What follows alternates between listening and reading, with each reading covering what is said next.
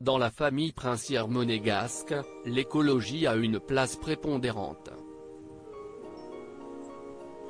Tout comme Sarlène de Monaco, le prince Albert II est un fidèle défenseur de la cause environnementale, qu'il soutient depuis de longues années. Et si est-il d'ailleurs pour elle qu'il a pris place dans un petit bateau ce mercredi 16 juin. Accompagné de plusieurs personnes, le papa de Jacques et Gabriella a assisté à un moment émouvant et important, la remise à l'eau de cette jeune hippocampe. Un point d'étape très important pour cette espèce en voie de disparition.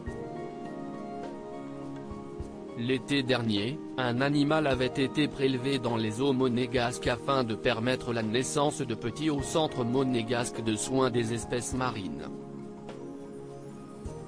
Cette étude, menée notamment par la Fondation Prince Albert II de Monaco, a pour but de mieux comprendre la gestation et le fonctionnement des hippocampes présents proches des côtes de la principauté.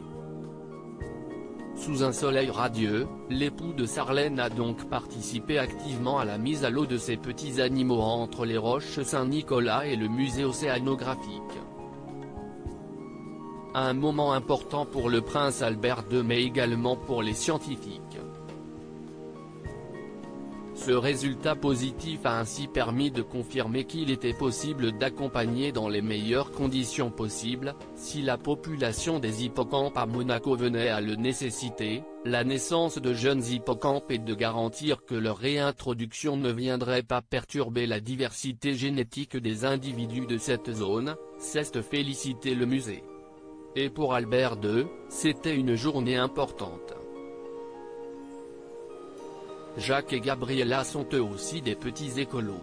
Il faut dire que pour lui, l'environnement est un combat qu'il a hérité de ses aïeuls et qu'il compte transmettre à ses enfants.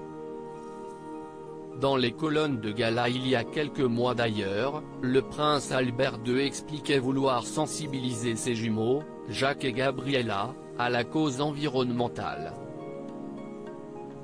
Et notamment au respect de la flore et faune marine, qu'ils côtoient depuis leur plus jeune âge. J'essaie de leur apprendre au fur et à mesure. À leur rythme. Ils ont déjà été en mer, sur un bateau.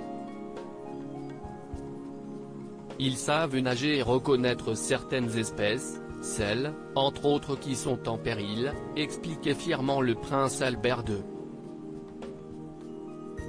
Il continuait, leur réveil commence par ce lien physique avec la mer. Si est indispensable.